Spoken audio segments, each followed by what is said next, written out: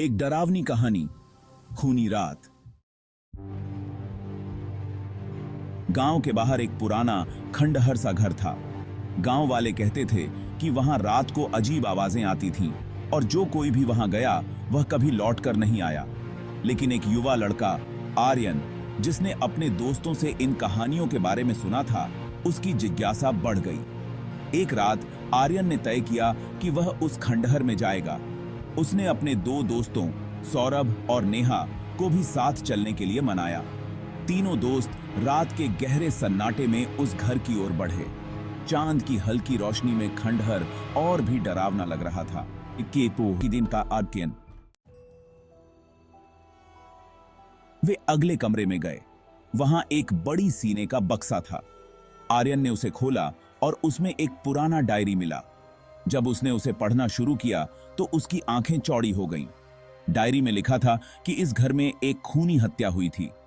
एक पागल व्यक्ति ने अपनी पत्नी और बच्चों का हत्या कर दी थी और तब से उनकी आत्माएं इस घर में बसी हुई हैं।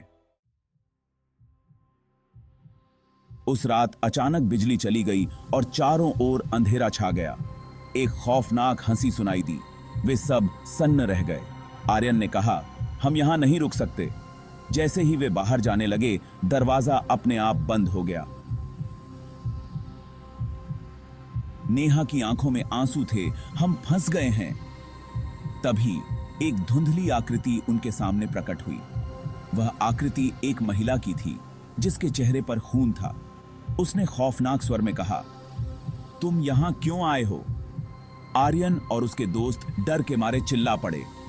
महिला ने कहा, तुम्हारे आने से मुझे अपनी दर्दनाक यादें फिर से याद आ गईं। उसकी आवाज में एक अजीब सी कराह थी। सौरभ ने कहा, हम आपको नुकसान नहीं पहुंचाना चाहते, लेकिन वह आकृति और भी भयावह हो गई। तुम्हें मेरी मदद करनी होगी। वे तीनों समझ गए कि अब उनके पास केवल एक ही रास्ता था, भागना। लेकिन जब वे दरवाजे की ओर बढ़े तो दरवाजा फिर से बंद हो गया। आर्यन ने हिम्मत जुटाई और कहा, हम तुम्हारी मदद करेंगे, बस हमें यहां से जाने दो। नहीं थी। महिला की आंखों में आंसू थे। धन्यवाद, अब मैं और मेरे बच्चे मुक्त हो गए हैं। इसके बाद वह धीरे धीरे गायब हो गई। सभी दरवाजे अपने आप खुल गए। आर्यन और उसके दोस्त तेजी से बाहर निकले। जब वे घर से बाहर आए तो सूरज की पहली किरणें निकलने लगी थीं।